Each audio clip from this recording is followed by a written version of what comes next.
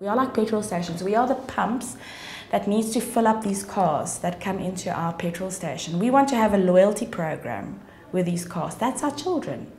We don't want them to go to another petrol station. They need to come to our petrol station. We need to fill them up. We need to make sure we've got fuel. So we need to have the wisdom, we need to have the communication with the values, the discipline, the boundaries, the food, the care, the love. Our role would be to advise parents, because I think we act as somebody who would preferably be an advisor to the family. And we fulfill a role both of being somebody as a healer, but also being an advisor.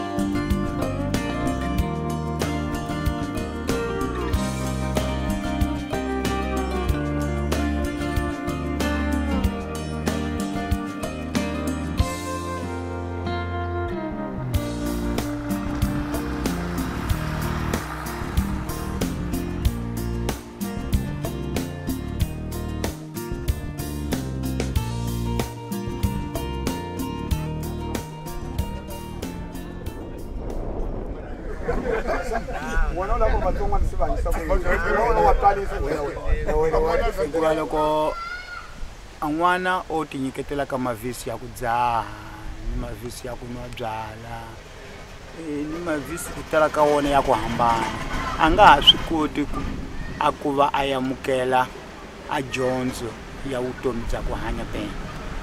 A mfumo wa hina wa swi papai u nyikile a va kuno jota heme va nyika liberdade a n'wana leswaku u nga mukawuki masiku loko u mukawuka n'wana a ya mangala xikwadi mama thetisiwa.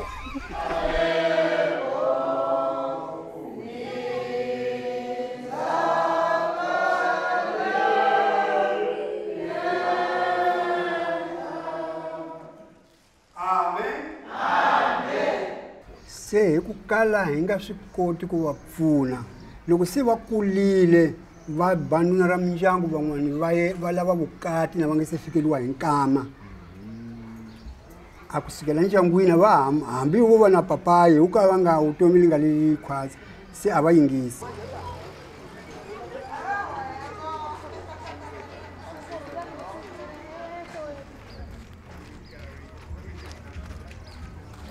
Neste momento, se calhar de algum tempo para cá, em Moçambique, se calhar não iria generalizar, mas na capital de Moçambique, que é Maputo, nós temos estado a constatar algumas mudanças naquilo que é a educação, naquilo que é o comportamento esperado das crianças. Porque nós, no tempo dos nossos pais, antigamente, temos a tal família alargada, onde até os vizinhos poderiam interferir na educação desta criança. Hoje, a criança já tem noção, já tem conhecimento de alguns dos seus direitos e não aceita que o seu tio interfira, em alguns momentos, interfira na sua educação. Não aceita, se calhar, que o seu pai, se o seu pai bate, sabe onde pode queixar. É verdade que isto ainda não está sendo divulgado, mas penso que esta questão que já estamos a começar a registrar, pode estar ou deve estar até a criar algum conflito, alguns problemas na questão da relação das duas gerações. Por quê? Porque o pai sabe, o pai aprendeu que para educar o seu filho tem que bater, mas o seu filho vai à escola e aprende que o pai não pode bater. O pai não tem direito de bater ele como forma de educação, sabe? Porque o seu professor não pode bater ele como forma de educar. Então, penso que estas questões que estão sendo trazidas para este momento podem não estar a ser muito bem percebidas e, se calhar, a criar alguns conflitos nestas duas gerações. Eu tenho uma filha de 2 anos, em que, quando estamos a assistir novela, ou não estou, às vezes está com a empregada, outro dia contou-me que ela se vê na novela beijar assim, e ela diz à empregada: Gia, beijou, fica atenta. Isso porque vê a novela. E às vezes ela vem para mim com uma maneira de dar beijinho, de abrir a boca e dar beijinho. Isso porque vê a novela. Se por acaso não vai dar efeito. Sim, se você não coloca no sítio, não vai dar efeito. Você sabe que nós estamos em Moçambique, sempre tem aquele, ainda tem mito entre parentes, né? Tem mito. É difícil falar aquilo que não é anormal para uma criança. São poucas mães que sabem abortar sobre sexualidade para uma criança. Então temos sempre esse problema. Até quando vê aqui, às vezes até diz: estou a pedir, quero mandar meu filho. Até a pessoa que tem, mas não consegue falar, mas está a pedir para mandar filho dele para ter informação, porque não consegue abortar. Ele já que se os pais são eles já dizer minha filha vai à vida, ou meu filho vai à vida. Então temos esse. É por isso que nós estamos aqui e devem ficar eles sozinhos e não querem ser vistos com... For many years, the ideology was to say, okay, what is traditional is not good. What's modern is very good. Nowadays, we know that we have some values in traditional context and other values in modern context. The challenge is to get them, create a kind of dialogue so that we can find a way of helping better the future generations. Young people, they receive messages from, for example, school. They receive messages from traditional healers. They receive messages from religious authorities. They receive messages from medical doctors. They receive messages from television or internet, etc. All these messages are not the same. And their challenge is to choose which message is good. Yeah. And they are not always confident in their parents because things are moving so quickly that their parents, they are sometimes not update in let's say, moral attitudes, etc., etc. So the young people, they seem lost because of these contradictory messages, and those who are sending them, they don't meet to discuss these messages so that they can help young people to get the right way.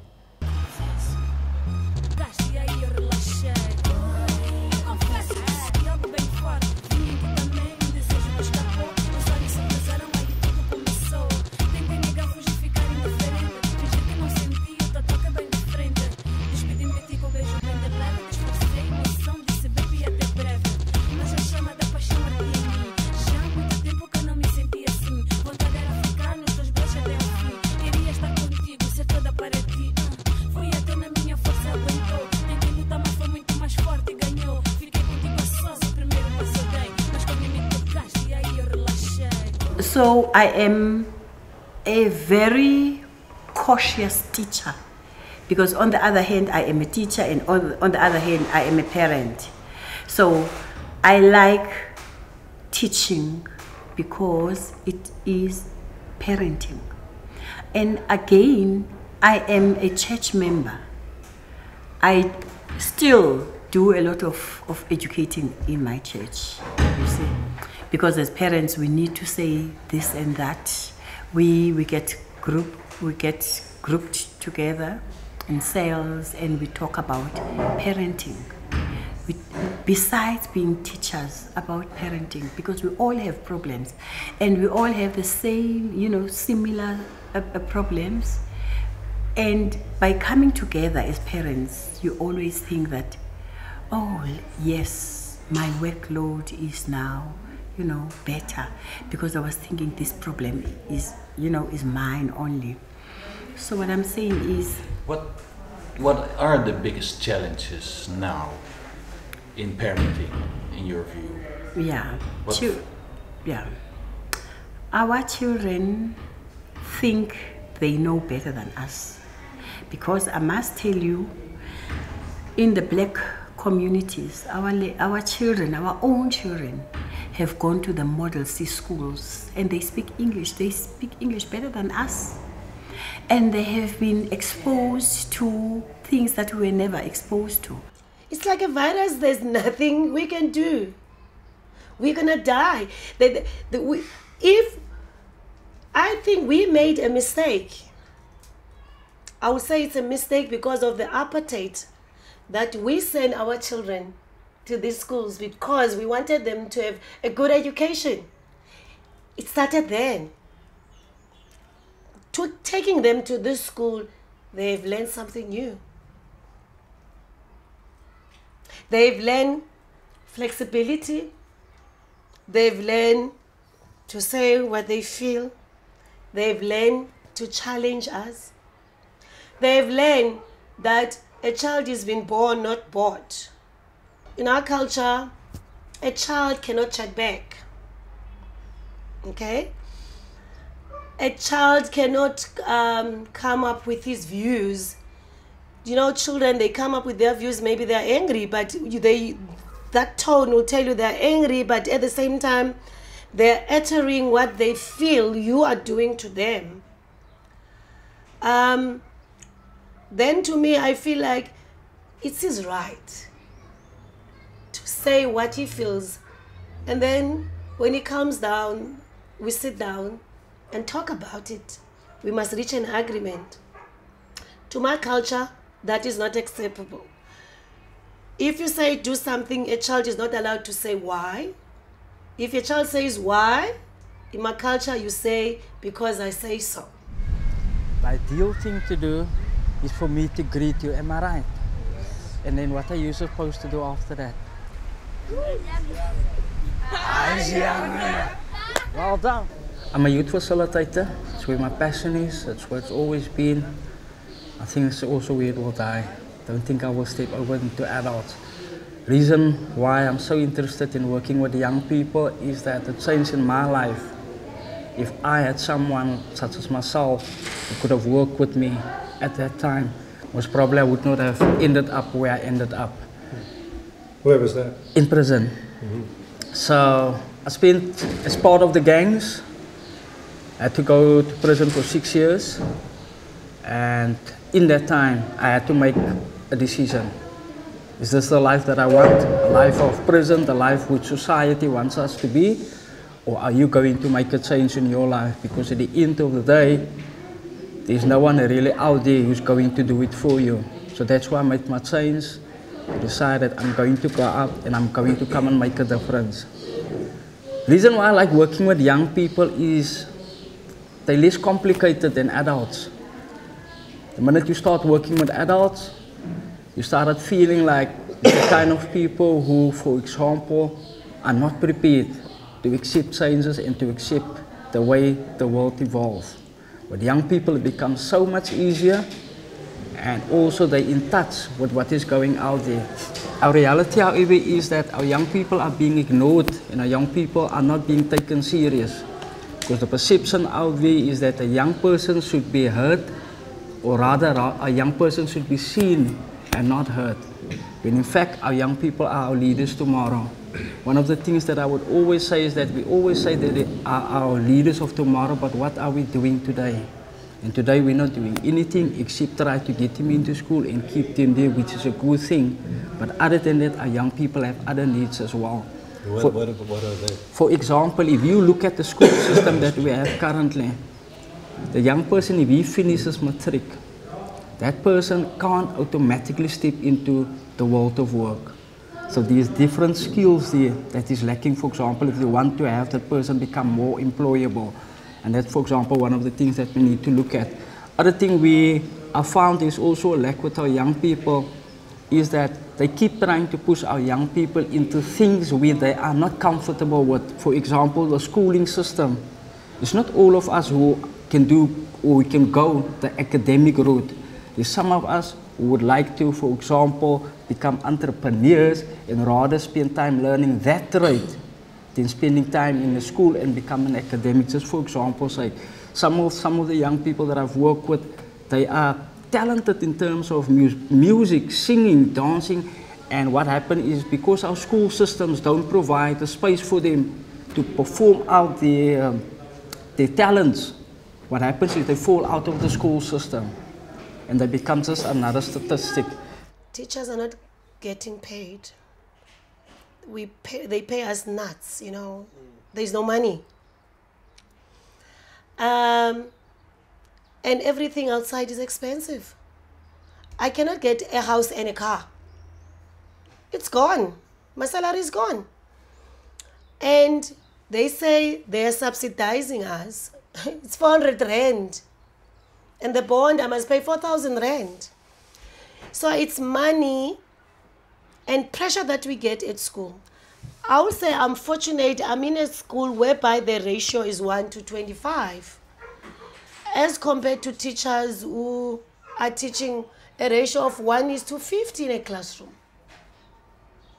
And we're expecting that we do what we're supposed to do with no support, with no materials, with nothing. You know, they were spending millions, mostly on administration, maintenance, maintaining the building, administration instead of paying staff, and for, you know, the paperwork, the papers and all that. Yeah. And very little of that was being spent on the actual intervention program for the kids. And that was, and it's still, it hasn't changed a lot. What did you do about that?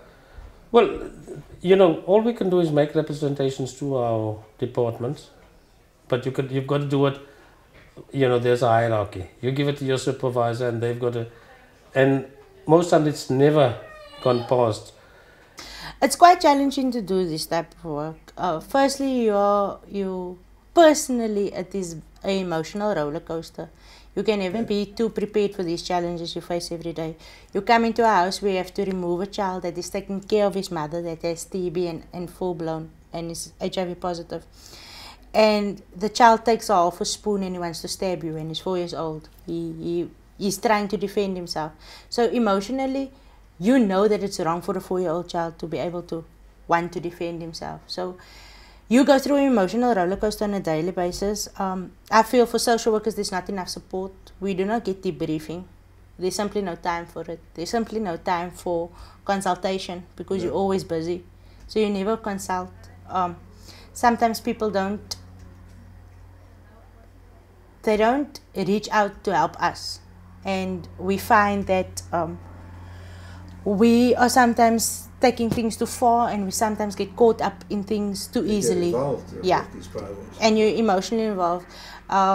If I can say me personally, it's very easily to burn out because you don't get enough hours in a day. Like today, you must bring a person to the treatment center, you go back, I haven't touched a single piece of my work for the day.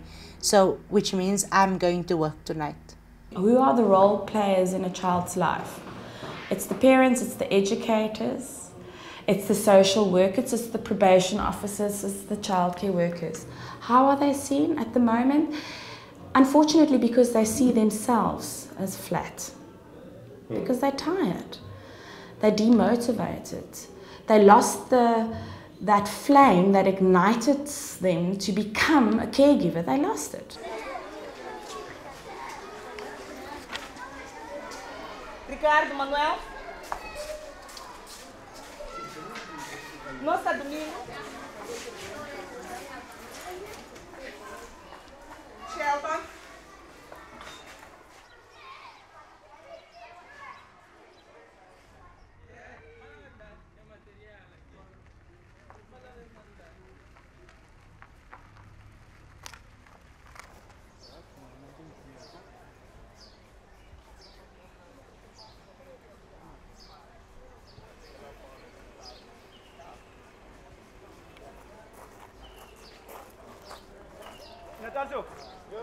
one of the challenges is just from general healthcare, from a child's perspective. I think what's probably happened as we've grown as a first world society in our area is that doctors have taken on more of a role as an advisor and more of a role as a watchkeeper in terms of what parents do with their children. And I think one of the primary reasons, it's no indictment of parents themselves, but parents are often busy in today's society. And what we find predominantly in our situation is that a lot of parents are both employed. So a lot of families have both parents employed or run businesses or whatever, and that leaves the children not unsupervised, but a little less involved in terms of having spent time with their parents as they've grown up. And what often happens is because parents are quite involved in running a business or being an employee or doing whatever they do, they tend to take a little less of an active role compared to before. People still view you as being somebody in a slightly more informed position from a health point of view. We train in that perspective. But they're also exposed to other sources of information, the internet. So a lot of the time you get challenged and you get questioned. But that's not necessarily a bad thing, because our population tends to be slightly more, they have more access to information. They have access to the internet, they've got people they can talk to and other people they consult. So when they consult us, they often have had some kind of exposure to information already. So a lot of the time, and our consultations tend to be slightly longer, there's a lot of questioning involved, which is not necessarily a bad thing, because it gives you an opportunity to actually explain what your thoughts are and the reasoning behind your strategy is. There are some people who you can dictate to and say you need to do this, and they'll do it without any question. But it's actually better in the parents who question you, knowing that they've been informed and the decisions that they make will be an informed decision. And hopefully that gets translated into being more of an active decision in terms of looking after their children. Eu tenho filhos de 13 e de 14 anos. Há vezes que a novela para mim ajuda, porque normalmente eles assistem e há vezes que eles vêm e comentam por cada capítulo que aconteceu, então cenas que passaram que vêm, que às vezes sabem criticar. Olha, mãe, achas que aquela cena que passou assim, que tem a ver com sexo, devia passar a esta hora? É uma maneira de conversar, que eu arranjo que é para conversar com os meus filhos. Eu digo a ele, olha, o que é que vocês assistiram? Comenta-se em relação a este assunto e depois mostro os pontos positivos e os pontos negativos daquela passagem. Então, há vezes que nós, os pais, não temos tempo, por exemplo, de falar de certas coisas com os nossos filhos, mas na novela, com certas passagens da novela, nós podemos falar sobre esse assunto.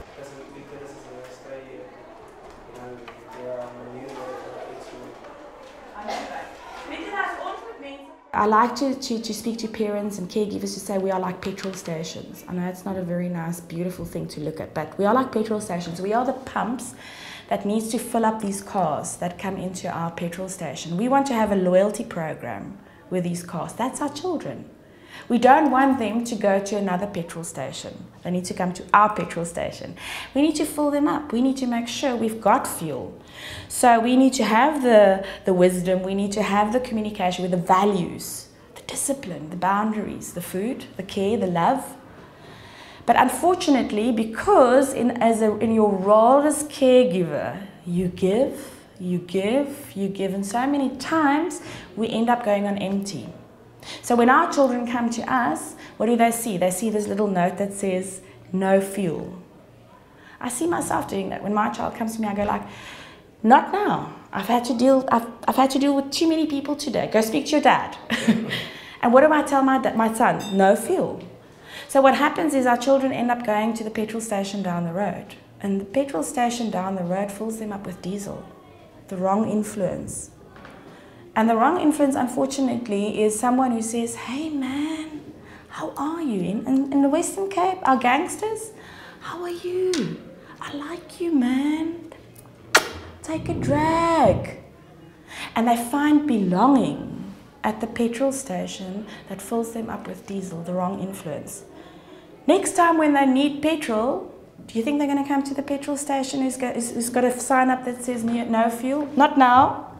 No, they're going to go to the petrol station that says, I like you. Professionals, they are not in contact one with the other one. And this is very complicated in big cities or in rural areas, it's the same. Because there are different professionals, they don't have contact, and they can give different messages, contradictory messages to young people. So if it was possible to get them often in contact so that they can discuss which kind of, how can I say it, how they can conduct the life of the community, rural community or urban community, it would be very interesting for young people. Também parte deles mesmos, porque se houvesse diálogo, percebes?